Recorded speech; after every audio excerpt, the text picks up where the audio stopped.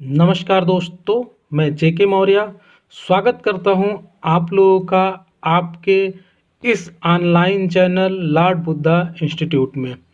तो दोस्तों, अब तक हम लोगों ने 5 प्रैक्टिस सेट कर लिया है और ये 6 प्रैक्टिस सेट है। और ये जो प्रैक्टिस सेट है स्पेशली यूपी, टीजीटी, पीजीटी और जीआईसी पीजीटी के लिए बहुत ही इम्पॉर्टेंट लेक्चर सीरीज है। साथ ही साथ नेट, जेआरएफ इन सभी के क्वेश्चंस को भी लिया गया है, तो इन सभी के लिए भी बहुत इम्पॉर्टेंट सीरीज है। तो चलिए आज हम शुरू करते हैं इसका पहला क्वेश्चन। तो पहला क्वेश्चन है हमारा, शक्ति ही नहीं वर्ण इच्छा ही राज्य का आधार है, यह कथन किस विचारक का है। तो इसके बारे में हम लोगों ने कल भी चर्चा की थी और ये क्वेश्चन बहुत ही इम्पॉर्टेंट है। ऑप्शन है गांधी, ग्रीन, अरस्तु या फिर लॉक। तो इसमें आपका ऑप्शन बी सही है, ग्रीन।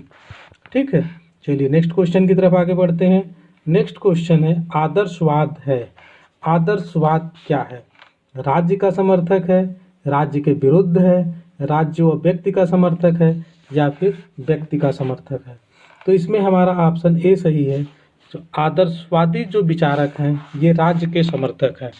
आदर्शवाद राज्य को नैतिक संस्था मानते हुए व्यक्ति को पूर्ण विकास के लिए आवश्यक मानता है। मतलब जो आदर्शवादी विचारक हैं राज्य को नैतिक संस्था मानते हुए व्यक्ति के पूर्ण विकास के लिए राज्य को आवश्यक मानते हैं। इसमें कौन कौन से लोग हैं? कांट है, हीगल है, ठीक है, ग्रीन है और ब्रेडले और बोसांके। ये सारे लोग जो हैं आदर्शवादी विचारक हैं। ठीक है, परंतु इस सिद्धांत का चरमोत्कर्ष हमें हीगल की विचारधारा में मिलता है। चलिए नेक्स्ट क्वेश्चन की तरफ आगे बढ़ते हैं। नेक्स्ट क्वेश्चन है आपका, यह कथन जो कहता है कि राज्य एक नैतिक संस्था है जो मनुष्य के पूर्ण नैतिक विकास के लिए अनिवार्य है, यह किसका आरोपण है? व्यक्तिपरक, अराजकतावादी, आदर्शवादी या फिर मार्क्सवादी। तो अभी हम लोगों ने ऊपर डिस्कस किया, ये किसके लिए है? आदर्शवादियों की विचारधारा है ये। ठीक है, तो आदर्शवादी विचारधारा में राज्य को सर्वोच्च नैतिक संस्था माना जाता है और इसके ऊपर कोई अंकुश नहीं है, ये कहा जाता है। हीगल तो इसे पृथ्वी पर ईश्वर की यात्रा कहकर संबोधित करता है। हीगल ने इसे क्या करके संबोधित किया है? पृथ्वी पर ईश्वर की यात्रा। प्राचीन भारत में भी राज्य को एक दैवी संस्था के रूप में स्वीकार किया गया है। उसके ऊपर केवल धर्म का बंधन है, अतः आदर्शवाद के अनुसार राज्य के बिना व्यक्ति का कोई अस्तित्व ही नहीं है। उसका नैतिक विकास राज्य में ही संभव है, राज्य के बिना तो उसका नैतिक विकास भी संभव नहीं है। चलिए नेक्स्ट क्वेश्चन देखते हैं। क्वेश्चन नंबर 4 है, निम्न में से किस तत्व को प्लेटो ने अधिक महत्व नहीं दिया है? तो ऑप्शन है उद्यमिता, क्षुधा या उत्पादन, शौर्य या फिर विवेक। तो इसमें हमारा ऑप्शन ए सही है, उद्यमिता। उद्यमिता को प्लेटो ने अधिक महत्व नहीं दिया है। प्लेटो के अनुसार राज्य व्यक्ति का ही बृहद स्वरूप है, इसलिए राज्य की प्रकृति समझने के लिए मनुष्य की प्रकृति समझना जरूरी है। और प्लेटो के अनुसार मनुष्य के व्यवहार के 3 मुख्य स्रोत हैं। कौन कौन से? इच्छा या तृष्णा, जिसे डिजायर कहते हैं, भावना या मनोवेग, इमोशन, और ज्ञान, नॉलेज या फिर विवेक, विजडम। ठीक है, प्लेटो के अनुसार ये सभी गुण सभी मनुष्यों में पाए जाते हैं, परंतु विभिन्न मनुष्यों में भिन्न भिन्न गुणों की प्रधानता रहती है। इस आधार पर प्लेटो ने समाज में 3 वर्गों की पहचान की है, जिनमें इच्छा या तृष्णा की प्रधानता होती है, वे उद्योग व्यापार को तत्पर होते हैं। जिनमें भावना की प्रमुखता होती है, वे सैनिक का व्यवसाय अपनाते हैं, तथा जो ज्ञान से संपन्न हैं वे दार्शनिक के रूप में ख्याति अर्जित करते हैं। और प्लेटो दार्शनिक राजा की बात करता है। चलिए नेक्स्ट क्वेश्चन की तरफ आगे बढ़ते हैं। नेक्स्ट क्वेश्चन है, एक आदर्श राज्य की जनसंख्या प्लेटो ने कितनी निर्धारित की है? ऑप्शन है 1900 व्यक्ति, दूसरा ऑप्शन है 5040 व्यक्ति, तीसरा है 10,000 व्यक्ति और चौथा है 1 लाख व्यक्ति। तो इसमें हमारा ऑप्शन बी सही है, 5040 व्यक्ति। प्लेटो ने अपने दार्शनिक ग्रंथ रिपब्लिक इनका जो ग्रंथ है उसमें आदर्श राज्य की कल्पना की है। उनका आदर्श राज्य आदर्शवादी साम्यवाद पर आधारित है, जहां स्त्री और पुरुष सभी कानून के सम्मुख समान होते हैं, सभी को शिक्षा का अधिकार है, जहां का शासक दार्शनिक होना चाहिए। प्लेटो ने आदर्श राज्य की जनसंख्या कितनी बताई है? 5040। चलिए नेक्स्ट क्वेश्चन की तरफ आगे बढ़ते हैं। नेक्स्ट क्वेश्चन है, वुडरो विल्सन के अनुसार कौन राज्य का ऐच्छिक कार्य है? तो इसमें देखते हैं कौन सा ऐच्छिक कार्य है। ऑप्शन है कानून व्यवस्था बनाए रखना, श्रम कानून बनाना, दीवानी मामलों को निपटाना, मनुष्यों द्वारा किए गए समझौतों का पालन करना। तो इसमें ऑप्शन बी सही है, श्रम कानून बनाना। जहां उदारवादी विचारक राज्य के न्यूनतम कार्य का समर्थन करते हैं, जो उदारवादी विचारक हैं वो कहते हैं राज्य का न्यूनतम कार्य होना चाहिए, व्यक्ति की स्वतंत्रता में उसका हस्तक्षेप नहीं होना चाहिए। वहीं समाजवादी विचारक राज्य के अधिकतम कार्य क्षेत्र को महत्वपूर्ण मानते हैं। ठीक है, इसी संदर्भ में राज्य के उचित कार्य क्षेत्र के निर्धारण के लिए अनेक विद्वानों ने राज्य के कार्य को दो भागों, आवश्यक कार्य और ऐच्छिक कार्य में बांटा है। जब ये दोनों में विवाद है, उदारवादी विचारकों में, समाजवादी विचारकों में, उदारवादी विचारक राज्य को कम से कम शक्तियां देना चाहते हैं, कम से कम हस्तक्षेप चाहते हैं व्यक्ति के अधिकारों में, व्यक्ति के जीवन में, व्यक्ति की स्वतंत्रता में। वहीं जो समाजवादी विचारक हैं वो अधिकतम कार्य क्षेत्र, राज्य के अधिकतम कार्य क्षेत्र को महत्वपूर्ण मानते हैं। तो इसी संदर्भ में दो भागों में बांटा गया है, आवश्यक और ऐच्छिक कार्य। मतलब क्या चीज़ें हैं जो आवश्यक हैं, जो राज्य को करना चाहिए, और ऐच्छिक क्या है, मतलब जो उसकी इच्छा पर निर्भर करता है। तो वुडरो विल्सन के अनुसार राज्य के आवश्यक कार्य क्या है? व्यवस्था को बनाए रखना, दीवानी मामलों का निपटाना, व्यक्तियों में आपसी संविदा से उत्पन्न अधिकारों को निश्चित करना तथा नागरिकों के राजनीतिक कर्तव्यों को निर्धारित करना। वुडरो विल्सन के अनुसार राज्य के ऐच्छिक कार्य क्या क्या हैं? ऐच्छिक कार्य में उद्योग व्यापार पर नियंत्रण, श्रम कानून बनाना, आवागमन की व्यवस्था आदि। इस प्रकार श्रम कानून बनाना राज्य का ऐच्छिक कार्य है। ठीक है, नेक्स्ट क्वेश्चन है, राज्य न ही ईश्वर की रचना है, न श्रेष्ठ शारीरिक बल की, न ही प्रस्तावों सम्मेलनों की कृति है, न ही परिवार मात्र का विस्तार है। यह कथन किसका है? ऑप्शन है मैकाइवर, दूसरा ऑप्शन है गार्नर, तीसरा ऑप्शन है गेटेल और चौथा ऑप्शन है मोरगान। तो इसमें हमारा ऑप्शन बी सही है, ये गार्नर का कथन है। बी गार्नर का कथन है, राज्य की उत्पत्ति एवं विकास की व्याख्या करने के क्रम में दैवी सिद्धांत, सबसे पहले तो दैवी सिद्धांत आया था जो राज्य की उत्पत्ति और विकास की व्याख्या के क्रम में, उसके बाद शक्ति का सिद्धांत आता है, उसके बाद सामाजिक समझौते का सिद्धांत, फिर पैतृक सिद्धांत एवं मात्रक सिद्धांत अस्तित्व में आए। लेकिन ये सिद्धांत राज्य की उत्पत्ति की व्याख्या आंशिक रूप से ही कर पाए। राज्य की उत्पत्ति का सर्वाधिक मान्य सिद्धांत ऐतिहासिक या विकासवादी सिद्धांत है। विकासवादी सिद्धांत के समर्थन में ही गार्नर ने कहा है कि राज्य न ही ईश्वर की रचना है, न श्रेष्ठ शारीरिक बल का परिणाम है, न ही किसी प्रस्ताव या समझौते की कीर्ति है, और न ही परिवार का विस्तृत रूप है। यह तो क्रमिक विकास से उदित एक ऐतिहासिक संस्था है। बहुत इंपॉर्टेंट क्वेश्चन है दोस्तों, ये पीजीटी परीक्षा 2002 में ये क्वेश्चन पूछा गया है। नेक्स्ट क्वेश्चन है, मैकाइवर के अनुसार राज्य को निम्न में से कौन संबंधित कार्य नहीं करने चाहिए? तो अभी हम लोगों ने मैकाइवर का पढ़ा था, उस पर साहित्य एवं कला पर नियंत्रण, पुस्तकालयों की व्यवस्था, कानून व्यवस्था का प्रबंध या फिर प्राकृतिक संसाधनों का शोषण। इसमें पूछा गया कि कौन सा नहीं करना चाहिए। तो इसमें ऑप्शन ए सही है, साहित्य एवं कला पर नियंत्रण नहीं लगाना चाहिए। तो मैकाइवर ने एक पुस्तक लिखी है द वेब ऑफ गवर्नमेंट, उसमें लिखा है कि राज्य को कला, साहित्य, संस्कृति व धर्म के क्षेत्र में नियंत्रण संबंधी कार्य नहीं करने चाहिए। और मैकाइवर ने सेवाधर्मी राज्य का समर्थन किया है। उसने यह विश्वास प्रकट किया है कि जब तक आधुनिक राज्य की लोकतंत्रीय व्यवस्था को अक्षुण्ण रखा जाता है, तब तक पूंजीवाद की बुराइयों से डरने की आवश्यकता नहीं है। तो इन्होंने सेवाधर्मी राज्य का समर्थन किया है। ठीक है, तो और साहित्य एवं कला पर नियंत्रण की कोई बात ये नहीं करता है।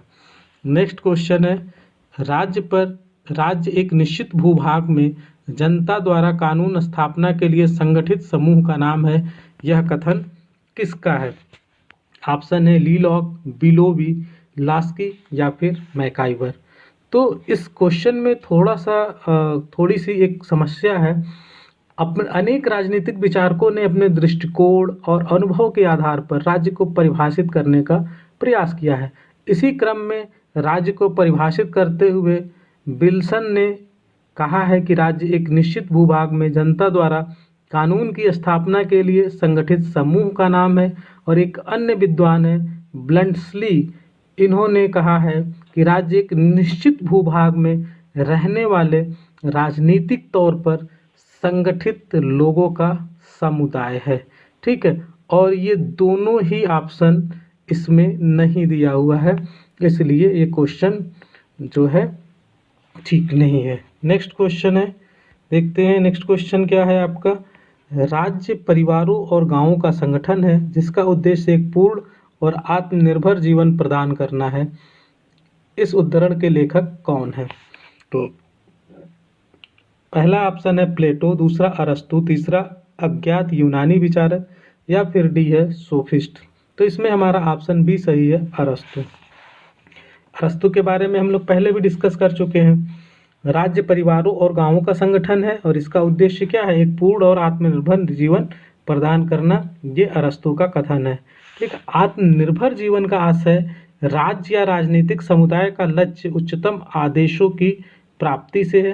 ठीक है, और उत्तर प्रदेश माध्यमिक शिक्षा सेवा चयन बोर्ड ने अपने प्रारंभिक उत्तर पत्रक में इस प्रश्न का उत्तर विकल्प डी को माना था, जो कि गलत है। इसमें कौन सा सही होना चाहिए? बी होना चाहिए, अरस्तु। ठीक है, चलिए आगे बढ़ते हैं। क्वेश्चन नंबर 11 है, राज्य एक परिवार का विस्तार है, ऐसा किसने कहा है? तो इसमें किसने कहा है इसको? अरिस्टोटल यानी कि अरस्तु ने कहा है। इसको हम लोगों ने पहले भी देख लिया है। चलिए आगे बढ़ते हैं नेक्स्ट क्वेश्चन की तरफ। नेक्स्ट क्वेश्चन है, किसने कहा कि जो अरस्तु का आदर्श राज्य है वही प्लेटो का द्वितीय सर्वश्रेष्ठ राज्य है? बहुत ही इंपॉर्टेंट क्वेश्चन है। ठीक है, तो ऑप्शन है हीगल, लास्की, सेवाइन या फिर ग्रीन। तो इसमें ऑप्शन सी सही है, सेवाइन का स्टेटमेंट है, इसको आप याद रखिएगा। और भी कुछ लोगों के विचार हैं इसी से रिलेटेड। ई.एम. फोस्टर ने कहा है अरस्तु सभी प्लेटोवादियों में महान है। अरस्तु सभी प्लेटोवादियों में महान है, ये बात किसने कही है? फोस्टर ने कही है। ठीक है, ई.एम. फोस्टर लिखते हैं। और सेवाइन कहता है कि अरस्तु आदर्श राज्य पर ही नहीं बल्कि राज्य के आदर्शों पर पुस्तक लिखता है। सेवाइन क्या कहता है? अरस्तु आदर्श राज्य पर ही नहीं बल्कि राज्य के आदर्शों पर पुस्तक लिखता है। नेक्स्ट क्वेश्चन है, क्वेश्चन नंबर 13, किसने राज्य को एक संप्रभु भू क्षेत्रीय समूह कहा है? ऑप्शन है max weber, Laski, David held ने या फिर लासवेल ने। तो ऑप्शन डी सही है, लासवेल। ठीक है, ये प्रसिद्ध राजनीति शास्त्री थे लासवेल, और इन्होंने राज्य को एक संप्रभु भूक्षेत्रीय समूह कहा है। ठीक है, और लासवेल संप्रभुता के परंपरागत स्वरूप को स्वीकार नहीं करते हैं। आनुभविक आधार से देखने पर राज्य में संप्रभुता का अधिकांश परंपरागत विशेषताएं सत्य प्रतीत नहीं होती हैं। लासवेल संप्रभुता को सत्ता की उच्चतम मात्रा के रूप में परिभाषित करते हैं, और इनके अनुसार राज्य व्यक्तियों का ऐसा समुदाय है जो समस्त बल के सर्वोच्च स्रोत के रूप में संगठित सत्ता रखता है। ठीक है, और लासवेल मानते हैं कि संप्रभुता के साथ साथ अन्य शक्ति संरचनाएं भी सर्वोच्च हो सकती हैं। उनकी सर्वोपरिता वैयक्तिक, विभाजित, स्थानिक आदि हो सकती है। इसी आधार पर उन्होंने राज्य को एक संप्रभु भूक्षेत्रीय समूह कहा है। चलिए नेक्स्ट क्वेश्चन की तरफ आगे बढ़ते हैं। नेक्स्ट क्वेश्चन है, राज्य एक संसार है जिसे आत्मा अपने लिए बनाती है, यह कथन किसका है? यानी राज्य क्या है? एक संसार है जिसे आत्मा अपने लिए बनाती है। ऑप्शन है एमपी, फॉलेट, हीगल, प्लेटो या फिर उपयुक्त में से कोई नहीं। तो इसमें ऑप्शन बी सही है, हीगल। राज्य की आदर्शवादी व्याख्या किन किन लोगों ने दी है? मैंने अभी डिस्कस किया है, हीगल, प्लेटो, एमपी, फॉलेट और ग्रीन जैसे दार्शनिकों द्वारा की गई है। और इन सभी के अनुसार राज्य सर्वोच्च नैतिकता है और इसी संदर्भ में हीगल ने यह बात कही है। और इसी संदर्भ में अपनी पुस्तक न्यू स्टेट में MP फॉलेट ने लिखा है, MP फॉलेट ने अपनी पुस्तक न्यू स्टेट में लिखा है, मेरी आत्मा का निवास स्थान राज्य में है। चलिए नेक्स्ट क्वेश्चन की तरफ आगे बढ़ते हैं। नेक्स्ट क्वेश्चन है, एक राज्य जो अपने नागरिकों को अधिकतम सामाजिक सुविधा प्रदान करे कहलाता है समाजवादी राज्य, पुलिस राज्य, कल्याणकारी राज्य या फिर सर्वोदय। तो इसमें क्या है, जो अधिकतम सामाजिक सुविधा प्रदान करे, जैसे मान लीजिए हम अपने ही देश की बात करें तो जो सरकार जैसे अभी हॉस्पिटल बनवा दे, रोड बनवा दे, शिक्षा की व्यवस्था करवा दे, इट मीन्स कि ज़्यादा से ज़्यादा सामाजिक सुविधा प्रदान करे, तो उसको क्या कहते हैं, कल्याणकारी राज्य कहते हैं, वेलफेयर स्टेट कहते हैं। ठीक है, चलिए नेक्स्ट क्वेश्चन की तरफ आगे बढ़ते हैं। नेक्स्ट क्वेश्चन है, निम्नलिखित विचारकों में कौन एक राज्य के यांत्रिक स्वरूप अवधारणा का समर्थक नहीं है, हाब्स, मिल, बेंथम या फिर ग्रीन। तो इसमें ऑप्शन डी सही है। ग्रीन एक आदर्शवादी विचारक हैं जो राज्य को एक सर्वोच्च नैतिक संस्था मानता है, जबकि बेंथम, मिल, हाब्स इन लोगों ने राज्य को मानव निर्मित यंत्र माना है, जिसका निर्माण व संचालन मानव ने अपने कल्याण के लिए किया है। तो इसमें हमारा ऑप्शन डी सही हो जाएगा। नेक्स्ट क्वेश्चन है 17, राज्य विधि का शिशु तथा जनक दोनों ही है। जो राज्य है वो विधि का शिशु है और उसका जनक भी है, किसने कहा है, मैकाइवर, ऑस्टिन, हॉब्स या फिर क्रैब ने। तो इसमें हमारा ऑप्शन ए सही है, ये मैकाइवर ने कहा है। मैकाइवर की एक पुस्तक है द मॉडर्न स्टेट, इसमें बहुलवाद के सिद्धांत के क्षेत्र में योगदान करते हुए तर्क दिया है कि राज्य कानून का जनक एवं शिशु दोनों है। यह साधारण कानून का निर्माण करता है, जो राज्य है साधारण कानून का निर्माण करता है और उससे ऊपर है। ये कानून नागरिकों के आपसी संबंधों का तथा राज्य के साथ नागरिकों के संबंधों का नियमन करते हैं। इसके अलावा राज्य का संवैधानिक कानून राज्य से ऊपर है। जो अगर संविधान बना है तो जो संवैधानिक कानून है वो क्या है, राज्य से ऊपर है, जिसका यह अतिक्रमण नहीं कर सकता। जैसे भारत में सरकार है तो जो संविधान है उसी के अनुसार काम करेगी। तो भारत में सर्वोच्चता किसकी है, संविधान की है। इसी तरह से जो लोकतंत्र होते हैं उसमें संविधान की ही सर्वोच्चता होती है। तो इसी तरह से हम कह सकते हैं कि जो राज्य है विधि का शिशु और जनक दोनों भी है। चलिए नेक्स्ट क्वेश्चन की तरफ आगे बढ़ते हैं। नेक्स्ट क्वेश्चन है, आधुनिक राज्यों में स्थिति समूह बनाम राज्यों की होती जा रही है। समूह बनाम राज्यों की, यह कथन किसका है, बार्कर, ब्राइस, जूडर या फिर थॉमस हेयर। तो इसमें हमारा ऑप्शन ए सही है, बार्कर। बार्कर ने स्टेटमेंट दिया है और इसके पहले स्पेंसर जैसे विद्वानों ने व्यक्ति बनाम राज्य जैसे सिद्धांतों को प्रमुखता दी थी। किसने दी थी, स्पेंसर ने दी थी। तो ये भी इसके साथ ध्यान रखिए, अगला क्वेश्चन आपका स्पेंसर से भी पूछा जा सकता है।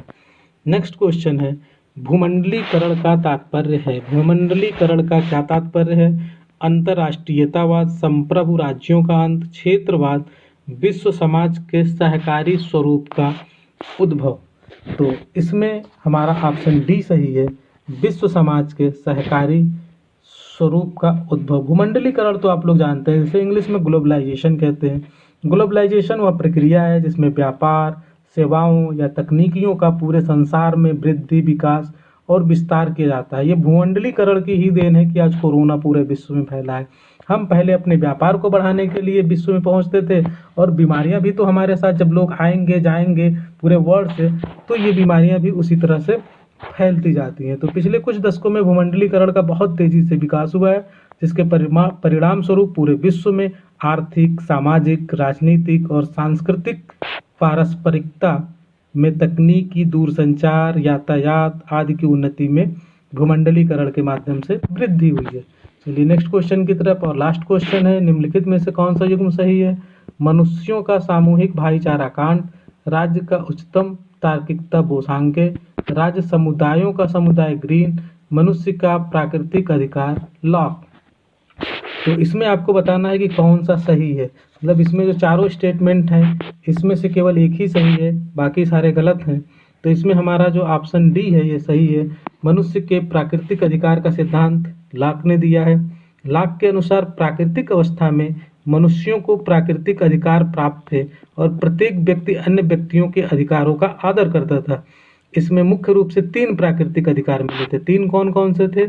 एक तो जीवन का अधिकार था, ठीक है, एक स्वतंत्रता था और तीसरा जो था वो संपत्ति का अधिकार था। और राज्य का कार्य क्या है? राज्य का निर्माण किस लिए किया गया है? इन्हीं तीनों की रक्षा के लिए किया गया है। और ये भी कहता है कि अगर इन तीनों की रक्षा करने में राज्य असमर्थ होता है तो फिर जो एग्रीमेंट हुआ है वो टूट जाएगा और व्यक्ति क्या होंगे? स्वतंत्र हो जाएंगे राज्य से। चलिए बस आज इतना ही। कैसा लगा आप लोगों को क्लास? आप लोग कमेंट बॉक्स में बताएं। और इसी तरह से आप लोग प्रतिदिन ये जो 2020 क्वेश्चन है इसको आप लोग सॉल्व करते रहें। और मैं एक और दूसरी सीरीज शुरू करने जा रहा हूँ, उसमें जीएस के जो क्वेश्चन हैं जो प्री एग्जाम होने वाला है जीआईसी का, जीआईसी पीजीटी के लिए, उसके लिए मैं क्वेश्चंस लेके आऊँगा और आप लोगों की प्रैक्टिस कराता रहूँगा। Okay friends, thank you for watching this.